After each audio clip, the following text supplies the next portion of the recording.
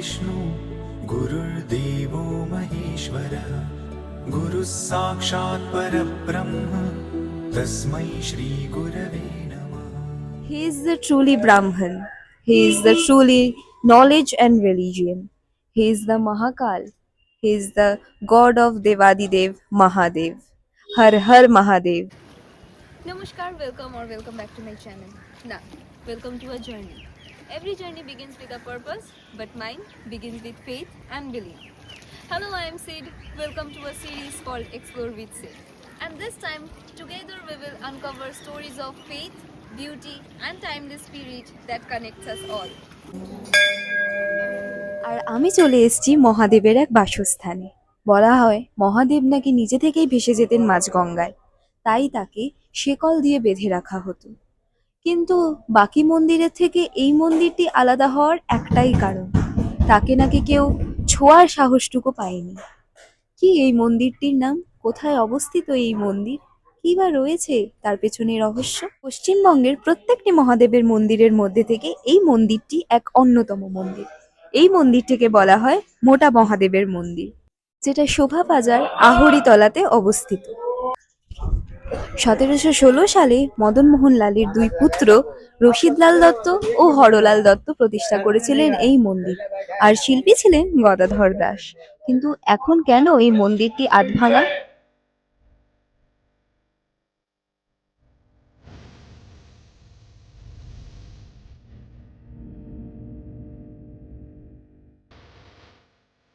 বলা হয় অনেক পুজো করার পরেও এবং অনেক চেষ্টা করার পরেও এই মন্দিরকে নাকি কেউ ছুঁতেও পারেনি।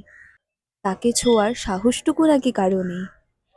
বাবা মহাদেব হয়তো এভাবেই থাকতে চেয়েছেন, ঠিক এভাবেই সাধারণভাবে সারা জীবন। এও শোনা যায় তিনি নাকি শান্ত নয়। বহুবার মহাদেব নিজে থেকেই চলে গিয়েছেন গঙ্গায়। গঙ্গার জল উঠলে উনি ভেসে যেতেন মাঝগঙ্গায়, আবার জল নামলে ওনাকে নিয়ে আনতে হতো। আর এই চঞ্চল শিবলিঙ্গর ঘুরে বেড়ানো বন্ধ করতে সে কল দিয়ে বেঁধে রাখত। অনুমান করছি এই মন্দিরের height 50 foot, length 28 foot and with 22 foot. লম্বা লম্বা বটের ঝুড়ি নেমে এসেছে পা থেকে মাথা পর্যন্ত, ঠিক অনেকটা শিবের জটার মতো। মন্দিরের ভেতরের কোষ্ঠী পাথরের শিবলিঙ্গটি প্রায় 10 ফুট। বৃহস্পতিবার বাদ দিয়ে মহাদেবকে প্রতিদিন সুগন্ধ তেল মাখানো হয়, আর এই কারণেই উনি এত চকচক করেন। মন্দিরের ভেতরে রয়েছে এই বিশাল সাপ, যা তামার তৈরি, আর এই এক বিশাল আকারের ত্রিশূল। মহাদেবের ত্রিশূল is a sign of power as destroyer, preserver and creator, and the snake represent control over fear and death, mastery over the ego and the power of Kundalini energy. The snake is also named as Vasuki. মন্দির কখন কখন খোলে? ভোর 5টা থেকে দুপুর 12টার পর দেওয়া হয় ভোগ। ভোগের পর মন্দিরটি বন্ধ হয়ে যায়, আবার খোলে 4টের পর। কিন্তু তখন কেউ ঢুকতে পারে না, প্রবেশ বন্ধ হয়ে যায়। আবার সন্ধ্যা আরতি হয় রাত 8:30, তারপর মহাদেব বসে যায় নিজের শয়নে। সেই জন্যই মন্দিরটি বন্ধ করে দেওয়া হয়। আবার পরের দিন ভোর 5টায় গুরু পূর্ণিমা থেকে রাস পূর্ণিমা পুরোটাই থাকে মহাদেবের নামে। কেনই বা থাকবে না?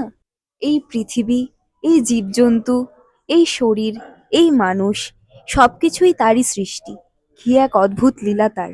জটাধারী বাকছাল পরা নীল শরীর আর অসমাপ্ত ক্রোধ নিয়ে রয়েছে তার মুখে এক মিষ্টি হাসি, যেন ভক্তদের কাছে সে নিজে এসে 2 হাত ভরে আশীর্বাদ করে যান। কি এক মায়া তার, সত্যি। আর এভাবেই চলছে তার আশীর্বাদ, ভক্তদের বিশ্বাস ও প্রেম।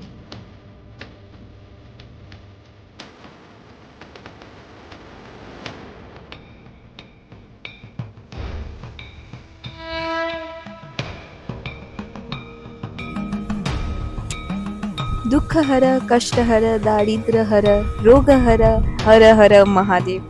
নিজের বিশ্বাস থেকেই শুরু করলাম এই সিরিজ। জানি না কতটা কি করতে পারবো, বাট চেষ্টা জরুর করব। আজ এইটুকুই থাক।